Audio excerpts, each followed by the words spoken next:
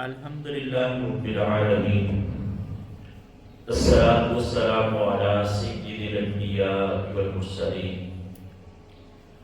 اما بعد، اعوذ باللہ من الشیطان الرجیم، بسم اللہ الرحمن الرحیم، ان اللہ وملائکتہ یصلون علی النبی یا ایھا الذین آمنوا صلوا علیہ وسلموا تسلیما۔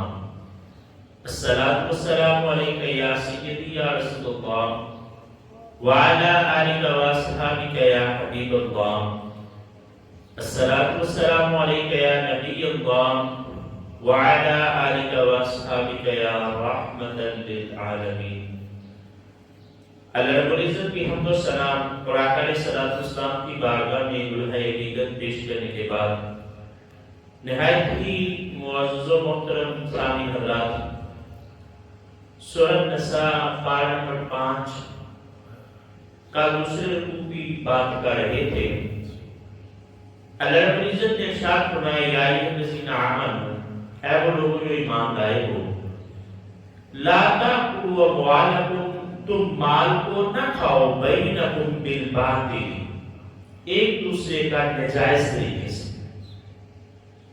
یہاں خالق کائنات نے فرمایا کہ ایک دوسرے کا جو مال ہے وہ باطل طریقے سے، ناجائز طریقے سے نہ کھاؤ، الا سوائے اس کے ان تکون تجارت، کہ تمہارے درمیان تجارت ہو جائے، ان تراض منکم، جس پر تم رضامند ہو گے، باہمی رضامندی سے جو تجارت ہوئی، اس سے جو تم نے نفع کمایا وہ مال کھا سکتے ہو، لیکن اس کے علاوہ ناجائز طریقے سے مال جو ہے وہ نہ کھاؤ۔ ناجائز ذرائع ہر وہ طریقہ کہ جس کی شریعت نے اجازت نہیں دی، وہ سارے طریقے ناجائز ہیں۔ جن اصول و ضوابط پر شریعت تجارت کرنے کا حکم دیتی ہے وہ طریقے جائز ہیں، ان کے مطابق نفع کمانا، مال کمانا وہ درست ہے، لیکن اس کے علاوہ کوئی ایسا طریقہ جس کی شریعت کے اندر ممانعت ہو وہ جائز نہیں ہے۔ عموماً انسان کے علم میں ہوتا ہے کہ کون سا ذریعہ جائز ہے اور کون سا ناجائز ہے۔ جب ہم کاروبار کرتے ہیں، کوئی بھی لین دین کرتے ہیں، کسی حوالے سے بھی جو مال ہے اس کے معاملات میں آتے ہیں تو لوگوں کو پتہ ہوتا ہے کہ چوری جو ہے وہ جائز نہیں ہے، ڈکیتی جو ہے وہ جائز نہیں ہے، رشوت خوری جو ہے وہ جائز نہیں ہے، کسی کا ناجائز طریقے سے کسی کے مکان پر، کسی کے پلاٹ پر قبضہ کر لینا یہ جائز نہیں ہے۔ تو کوئی بھی ایسا طریقہ جو جائز نہ ہو، اس طریقے سے مال حاصل کرنا اس کی شریعت کے اندر اجازت نہیں ہے۔ ایک روایت میں اکثر بیان کرتا ہوں، کریم آقا علیہ الصلوۃ والسلام نے فرمایا اس کے حلال کی اہمیت کے حوالے سے، آپ نے فرمایا کہ ایک بندہ جو ہے وہ دور دراز کا سفر کر کے خانہ کعبہ جاتا ہے، اللہ کے گھر جاتا ہے، اور وہ پیدل سفر کر کے جاتا ہے۔ اس کی کیفیت یہ ہے کہ اس کے کپڑوں پر بھی گرد پڑ گئی، اس کے بالوں پر بھی گرد ہے، اور غلاف کعبہ کو وہ تھام کر اللہ کی بارگاہ میں رو کر گڑ گڑا کر اللہم ربی کی ندا لگاتا ہے۔ لیکن کریم آقا علیہ الصلوۃ والسلام نے فرمایا کہ اللہ تعالیٰ اس کی پکار کو سنتا ہی نہیں ہے، اس کی پکار کا جواب ہی نہیں دیتا۔ صحابہ کرام نے دعا میں پوچھا، یا رسول اللہ علیہ وسلم اس کی وجہ کیا ہے؟ حالانکہ دیگر روایات کو جب ہم دیکھتے ہیں تو اللہ کے رسول صلی اللہ علیہ وسلم نے فرمایا، ایک بندہ جب اللہ کی راہ میں نکلتا ہے تو جو گرد اس کے کپڑوں پر پڑتی ہے، جو اس کے جسم پر پڑتی ہے، اللہ رب العزت جسم کے اس حصے کو جہنم سے آزاد کر دیتا ہے۔ دوسری روایت میں کریم آقا علیہ الصلوۃ والسلام نے فرمایا کہ خشیت الہی کی وجہ سے اگر کسی کی آنکھ سے مکھی کے ساتھ اتنا بھی آنسو نکل آئے تو وہ جہنم کی آگ کو ٹھنڈا کرنے کے لیے کافی ہے۔ پھر بیت اللہ کے بارے میں ملتا ہے کہ خانہ کعبہ پر جب پہلی نگاہ پڑتی ہے، جو لوگ وہاں گئے ہیں ان کو پتہ ہے کہ وہ گھر جو ہے وہ بڑی عظمت والا ہے، اور جس طرح ہمیں یہ ٹی وی کے اندر نظر آتا ہے نا، حالانکہ یہ بھی ایسا ہی ہے، لیکن حقیقت میں وہ ایسا نہیں ہوتا۔ حقیقت میں اس کا روب اور جلال اور طرح کا ہے۔ جب ہم مسجد حرم میں داخل ہوتے ہیں تو دور سے ہمیں دکھائی دے دیتا ہے، چاہے ہم نیچے مطاف کے اندر ہوں، اوپر ہوں، تیسری منزل پہ چلے جائیں، ہر جگہ سے وہ دکھائی دیتا ہے۔ تو جو لوگ جاتے ہیں نا، وہ نظریں چکا لیتے ہیں کہ خانہ کعبہ کے قریب جا کر نظر اٹھا کے دیکھیں گے، پھر دعا مانگیں گے، کیونکہ جو دعا اس وقت دل سے نکلتی ہے اللہ رب العزت اس کو قبول فرما لیتا ہے۔ اب یہ جو بندہ ہے، اس کے اندر ساری خوبیاں پائی گئی، دور دراز سے سفر کر کے آیا ہے، اس کے جسم پر گرد بھی موجود ہے، غلاف کعبہ کو بھی اس نے پکڑا ہوا ہے اور رو رہا ہے، اللہ کی بارگاہ میں جو ہے وہ پکار کر رہا ہے، لیکن اللہ رب العزت اس کی پکار کو قبول ہی نہیں کرتا۔ صحابہ نے پوچھا یا رسول اللہ علیہ وسلم کیا وجہ ہے؟ تو کریم آقا علیہ السلام نے فرمایا میرے صحابہ، اس کی وجہ یہ ہے کہ جو اس نے کھایا ہے وہ حرام کا ہے، جو اس نے پیا ہے وہ حرام کا ہے، جو اس نے پہنا ہے وہ حرام کا ہے۔ یعنی جب رزق حرام جو ہے بندے کا جزو جسم بن جاتا ہے تو پھر اس کی دعا چاہے وہ کعبۃ اللہ میں موجود ہو پھر بھی قبول نہیں ہوتی۔ تو پھر انسان کو اس دنیا کے اندر رہتے ہوئے اختیار کرنی چاہیے، ہمیشہ وہ رزق جو حلال اور پاکیزہ ہو اس رزق کو حاصل کرنا چاہیے اور اسے ہی جو ہے وہ جزو جسم بنانا چاہیے۔ تو دوسرا فرمایا ولا تقتلوا انفسکم، اور اپنی جانوں کو قتل نہ کرو۔ اپنی جانوں کو قتل کرنا جو ہے وہ مفسرین کرام نے اس کی 2-3 تفسیر بیان کی۔ ایک تو انہوں نے کہا کہ کسی مسلمان کو قتل کرنا ایسے ہی ہے جیسے بندہ خود کو قتل کر لیتا۔ اس کی وجہ کیا ہے؟ کریم آقا علیہ السلام نے فرمایا کہ مسلمان جسد واحد کی طرح ہے، کہ اگر جسم کے ایک حصے میں تکلیف ہو تو پورا جسم ہی بے قرار ہو جاتا ہے۔ اخوت اس کو کہتے ہیں، چھوٹے کانٹا جو کافر میں تو ہندوستان کا ہر ویر و جواں بے قاب ہو جائے، کہ انسان جو ہے مسلمان جو ہے اس کا تکلیف دکھ درد ایک سا ہے۔ تو فرمایا اپنے آپ کو قتل نہ کرو، یعنی کسی بھی مسلمان بھائی کو قتل نہ کرو۔ دوسرا اس کا معنی مفسرین اکرام نے فرمایا خودکشی کرنا ہے، کہ کوئی خود کی ہی جان لے۔ اور اس کے بارے میں کریم آقا علیہ السلام نے فرمایا خودکشی کرنے والا جس انداز میں خودکشی کرتا ہے وہ اسی حساب میں گرفتار ہو جاتا ہے۔ اگر کسی نے اپنی ناس کو کاٹ کر خودکشی کی ہے تو وہ جہنم کے اندر اپنی ناس کو کاٹتا رہتا ہے، کسی نے لٹک کر خودکشی کی ہے تو جہنم کے اندر وہ لٹکتا ہی رہے گا۔ اور اس کے عذاب کی سختی کریم آقا علیہ السلام نے بیان فرمائی ہے کہ جو جس انداز میں اپنی جان لیتا ہے اللہ رب العزت اسی عذاب میں اس کو گرفتار کر دیتا ہے۔ صحابہ کرام رضوان ایک جنگ کے موقع پر کریم آقا علیہ السلام نے ایک بندے کو دیکھا، آپ نے کہا یہ جو بندہ ہے نا یہ مجھے جہنمی لگتا ہے، وہ مسلمانوں کی طرف سے جان میں شامل ہے۔ صحابہ کرام رضوان جو ہے وہ کہنے لگے ہم نے دیکھا وہ بندہ بڑی بے جگری سے لڑ رہا ہے، بڑے کافروں کو اس نے قتل کر دیا ہے، اور کریم آقا علیہ السلام کیا نہیں جہنمی ہے۔ ایک صحابی شروع کرتا ہے میں اس کے پیچھے پا گیا، میں نے کہا میں دیکھوں تو سوئی یہ کرتا کیا ہے، کس وجہ سے کریم آقا علیہ السلام اسے جہنمی قرار دیا۔ وہ صحابی رسول تھوڑی دیر بعد کریم آقا علیہ السلام کی بارگاہ میں حاضر ہوئے، آ کر عرض کرنے لگے یا رسول اللہ علیہ وسلم آپ نے درست کہا تھا، وہ شخص واقعی جہنمی ہے۔ دیگر صحابہ نے پوچھا بھائی ہوا کیا؟ وہ تو بڑی میں جگری سے ڈرتا تھا کہ یہ دعویٰ کیوں کرتا ہے؟ وہ کہنے لگے میں اس کے پیچھے پیچھے رہا، اس نے بڑے کافروں کو مارا، کئی کافروں کو واسطے جہنم کیا، اس سے بھی بڑے زخم آئے۔ بالآخر کیا ہوا کہ اس کو اتنے زخم آئے اس نے ان زخموں کو برداشت نہ کیا اور اپنا نیزہ اپنے پیٹ پر رکھ کر اپنا وزن اس پہ ڈال دیا، خودکشی کر دیا۔ کریم آقا علیہ السلام کے زمانے کا بندہ ہو اور کافروں کو قتل کر رہا ہو، اس کے بعد بھی اگر وہ خودکشی کرتا ہے تو پھر آقا علیہ السلام نے فرمایا وہ جہنمی ہے۔ چاہے کہ آج کے دور میں کوئی دنیا سے تنگ آ کر کوئی کسی وجہ سے اس حرام کام کو کرتا ہے تو اللہ رب العزت جہنم کے اندر اسے عذاب کے اندر گرفتار کرتا ہے۔ تیسرا جو ہے اپنے آپ کو قتل کرنے کا معنی یہ ہے کہ جب ہم خود کو گناہوں میں ملوث کر لیتے ہیں تو ہم اپنے آپ کو قتل کر لیتے ہیں، اپنی جانوں پر ظلم کر بیٹھتے ہیں۔ اس کی وجہ کیا ہے؟ شریعت نے دونوں احکامات بتا دیے، یہ ہدایت کا رستہ ہے، یہ گمراہی کا رستہ ہے۔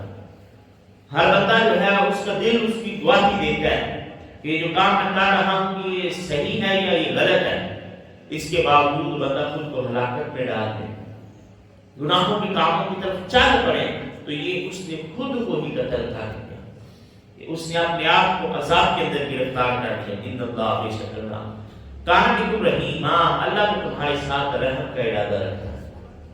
یہ انسان ہی ہے جو اپنے ساتھ جو ہے وہ ظلم کرتا ہے۔ وَمَن يَفْعَلْ ذَلِكَ عُدْوَانًا، اور جو کوئی زیادتی کرے اپنے ساتھ ظلم اور ظلم کرے فَسَوْفَ نُصْلِيهِ نَارًا، تو اسے انقریب آگ کے اندر داخل کر دیا جائے گا۔ کہ جس نے زیادتی کی، یہ کام جس کے شریعت نے منع کیا، جس کے حرام کے اندر ملوث ہوا، اپنے آپ اس نے قتل کیا، تو فرمایا اس نے خود کو جہنم میں ڈال دیا۔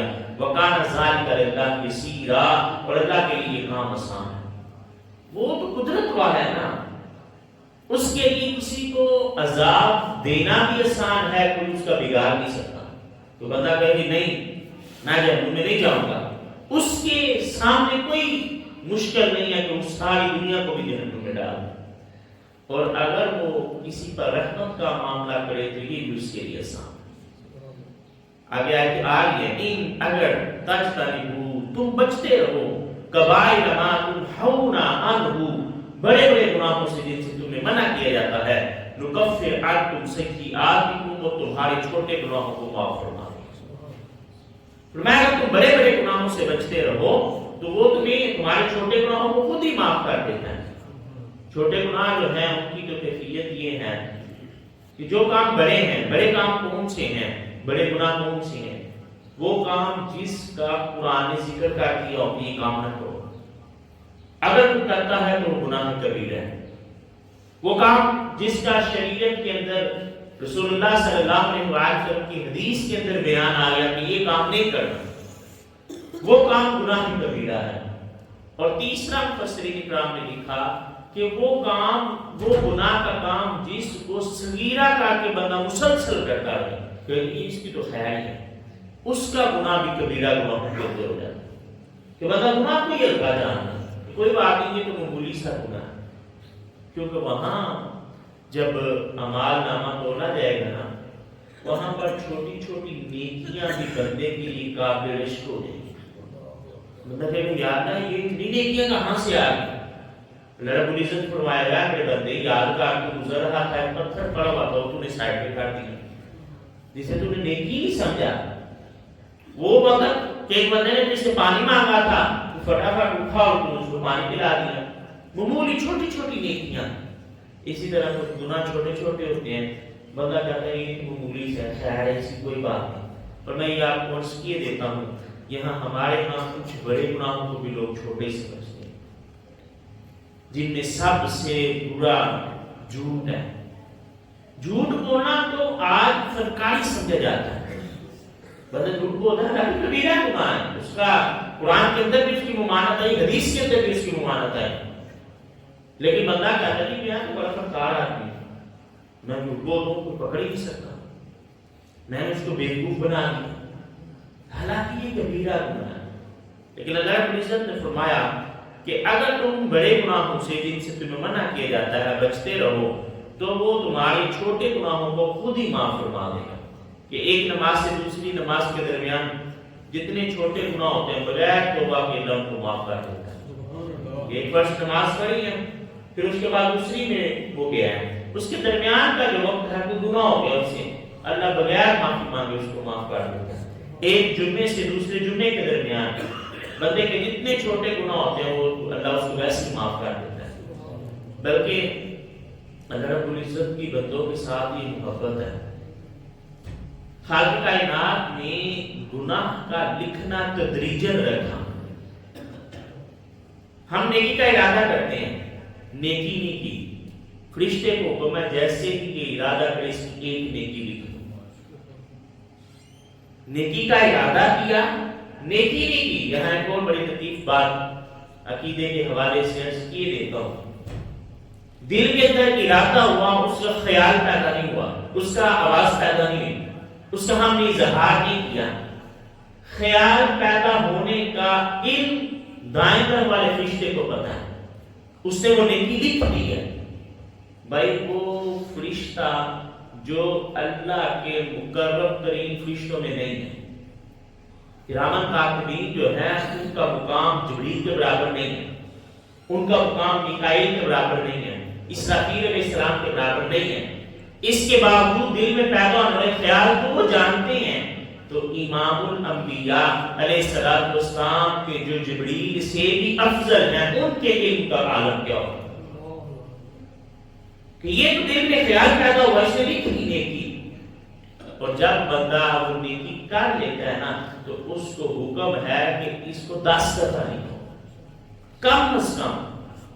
تو پھر قرآن نے جو بیان کیا وہ یہ کہ اس کو 10 سے لے کر 700 گنا تک لکھو. نیکی ایک کی ہے. اور اس سے بھی آگے قرآن نے جو بیان کیا کہ جو بڑے اخلاص کے ساتھ نیکی کرتا ہے, پھر اللہ رب العزت اس کو بغیر حساب بھی اجر عطا فرماتا ہے. رمضان کی جو فضائل ہے اس میں آپ نے ہر سال کی بات سنتے ہوں گے کہ اللہ رب العزت نے فرمایا حدیث قدسی ہے کہ روزہ میرے لیے میں ہی اس کی جزا ہوں. کسی اور نیکی نے یہ نہیں کہا کہ میں اس کی جزا ہوں. اس کی وجہ کیا ہے؟ روزہ جو ہے اس کا تعلق اخلاص کے ساتھ ہے. بندہ کسی کو بتائے نا تو کوئی نہیں پتا کہ ہم روزے سے ہیں کہ نہیں. چھپ کر کھا پی سکتے ہیں, پی سکتے ہیں, لیکن بندہ کیا ہے, اللہ سے حیا کرتا ہے اور خود کو ان تمام چیزوں سے روک رکھتا ہے جس کا اللہ نے منع کیا. تو پھر اجر کیا ملا؟ جب اخلاص پیدا ہوا تو اجر یہ ملا کہ اللہ نے فرمایا میں خود ہی اس کی جزا ہوں. تو بغیر حساب اس کو اجر ملتا ہے جس کے عمل کے اندر اخلاص پیدا ہو. اب دوسری طرف آتے ہیں, بندے نے برائی کا ارادہ کیا, فرشتہ نہیں لکھا. نیکی کا ارادہ کیا, فرشتے نے نیکی لکھ دی. گناہ کا ارادہ کیا, فرشتے نے نہیں لکھا. وقت آ گیا, اس نے وہ گناہ کر لیا, اب وہ لکھنا چاہتا ہے. دائیں طرف والا فرشتہ اس کو کہتا ہے رک جا, ابھی نہ لکھ, ہو سکتا ہے یہ بندہ توبہ کر لے, ہو سکتا ہے ابھی اس نے گناہ کیا, ابھی یہ تھوڑی دیر میں توبہ کر لے. وہ فرشتہ رک جاتا ہے کچھ وقت کے لیے, لیکن جب وہ بندہ توبہ نہیں کرتا, اب یہ فرشتہ ایک گناہ لکھ دیتا ہے. ایک اس نے گناہ لکھ دیا. اس کے بعد اللہ کرتا, اللہ کہتے یہ ہے کہ بندہ توبہ کر لیتا ہے, اپنے گناہ کی معافی مانگ لیتا ہے, تو اللہ رب العزت فرشتے کو حکم دیتا ہے کہ اس کے گناہ کو مٹا دو. اس کے گناہ کو مٹا دیا جاتا ہے. پھر اس سے بھی اگلا درجہ یہ ہے جس کا قرآن نے بیان کیا کہ پھر ایک مقام وہ بھی آتا ہے, بندے کا نامہ اعمال گناہوں سے بھرا ہوتا ہے. بندہ اللہ کی بارگاہ میں حاضر ہو کر اپنے گناہوں پر نادم ہو کر اللہ کی بارگاہ میں معافی مانگ لیتا ہے, تو اللہ رب العزت فرماتا ہے کہ اس کے گناہوں کو نیکیوں سے بدل دو. جو اس نے گناہ کیے ہیں وہ مٹاؤ نہیں, بلکہ ان کو نیکیاں بنا دو. اللہ تو بندوں سے اتنی زیادہ محبت کرتا ہے. یہاں بھی اسی کا بیان فرمایا تھا, اگر جن باتوں سے اللہ تمہیں منع کرتا ہے نا, ان چیزوں سے تم باز آ جاؤ تو جو چھوٹے چھوٹے گناہ اللہ وہ تمہارے ویسے ہی مٹا دے گا. وَنُدْخِلْكُمْ مُدْخَلًا كَرِيمًا, اور تمہیں عزت کے ٹھکانے میں جگہ دے گا, عزت والی جگہ یعنی جنت کے اندر تمہیں جگہ دے گا. وَلَا تَتَمَنَّوْا, اور تم تمنا نہ کرو, مَا فَضَّلَ اللَّهُ بِهِ بَعْضَكُمْ عَلَىٰ بَعْضٍ, اللہ رب العزت نے تمہارے بعض پر فضل کیا. بعض پر فضل کیا ہے کہ اللہ رب العزت نے جو سورہ نساء کے اندر موضوع چل رہا ہے پہلی آیت سے, وہ میراث کا موضوع ہے. اللہ نے مردوں کو جو حصہ دیا, عورتوں کو اس کا نصف دیا, آدھا حصہ دیا. اس کی بھی کئی حکمتیں ہیں, پچھلے سال اس پر گفتگو ہوتی رہی. تو اب کیا ہے، کوئی عورت کہے کہ دیکھیں جی یہ تو اسلام نے بڑا ظلم کیا، یا کوئی آج جدید اسکالر جو ہیں یا وہ جو مستشرقین ہیں جو نام اسلام پر اعتراض کرتے ہیں، وہ کہتے ہیں دیکھیں جی اسلام تو عورتوں کو آدھا حصہ دے رہا ہے، بڑا ظلم کا ہے۔ تو اللہ نے فرمایا اصل جو چیز ہے کسی بھی عبادت کی، وہ اللہ رب العزت اور اس کے رسول صلی اللہ علیہ وسلم کا حکم ہے، جب وہ آنے اس کے آگے سوال نہیں ہو سکتا۔ تو یہاں اللہ نے اس کا جواب اس انداز میں دیا، کہا یہ اللہ کا فضل ہے، اللہ جس کو چاہے جتنا مرضی دے۔ تم اس چیز کی تمنا کیوں کرے کہ جو اللہ نے اپنے فضل سے کس کو دی، لِرِجَالٍ نَصِیبٌ مِّمَّا اکْتَسَبُوا، مردوں کے لیے وہ جو انہوں نے کمائی۔ کہا یہ مال اور دولت مانے نہیں رکھتے، اصل چیز وہ ہے اس نے نیکیاں کتنے کی۔ وَلِلنِّسَاءِ نَصِیبٌ مِّمَّا اکْتَسَبْنَا، اور عورتوں کے لیے وہ جو انہوں نے کمایا۔ مرد نیکیاں کریں گے اللہ رب العزت ان کو اجر عطا فرمائے گا، عورتیں نیکیاں کریں گی تو اللہ رب العزت اس کا بدلہ ان کو ادا کرے گا۔ وَاسْأَلُوا اللَّهَ مِن فَضْلِهِ، اور اللہ سے اس کا فضل مانگتے رہا، اللہ سے اس کے فضل کا سوال کیا کرو۔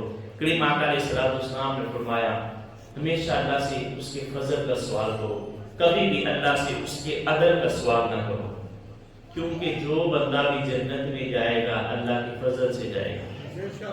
صحابہ کرام رضوان میں سے کسی نے پوچھ لیا کہ یا رسول اللہ علیہ وسلم آپ کے ساتھ کیا معاملہ ہوگا؟ تو کریم آقا علیہ السلام نے فرمایا مجھے بھی اللہ کی رحمت عنایت کرے، کیونکہ وہاں اگر عدل ہو جائے نا، سیدہ عائشہ صدیقہ رضی اللہ تعالیٰ عنہ کی روایت ہے، دوسری حدیث، آپ نے فرمایا عائشہ دعا کرو اللہ کسی سے سوال نہ کرے کہ یا رسول اللہ علیہ وسلم کیا حساب نہیں ہوگا، کیا میزان نہیں لگے گا؟ فرمایا عائشہ حساب بھی ہوگا، میزان بھی لگے گا، قیامت بھی آئے گی، لیکن یہ ہلکی پھلکی پیشی ہوگی۔ اللہ سرسری سے پوچھے گا اچھا بندے کیا کہ چل ٹھیک ہے جنت میں چلا جائے۔ جس بندے سے اللہ نے سوال کر دیا ممکن ہی نہیں اس کی نجات ہو سکتی۔ ہم تو اللہ کی ایک نعمت کا بھی شکریہ ادا نہیں کر سکتے، اس لیے صوفیہ جب کہتے ہیں عدل کریں تا تھر تھر کمبن اونچیاں شانہ والے، فضل کریں تا بخشے جاسن میں بڑھ کے مقابلے، جے میں ویکھاں اے ملا والے کچھ نہیں میرے پلے، جے میں ویکھاں رب دی رحمت والے بلے بلے بلے۔ فرمایا اللہ سے اس کے فضل کا سوال کرو، ان اللہ بے شک اللہ کان بکل شیء علیما، اللہ تعالیٰ ہر چیز کا جاننے والا ہے۔ وما علینا الا البلاغ۔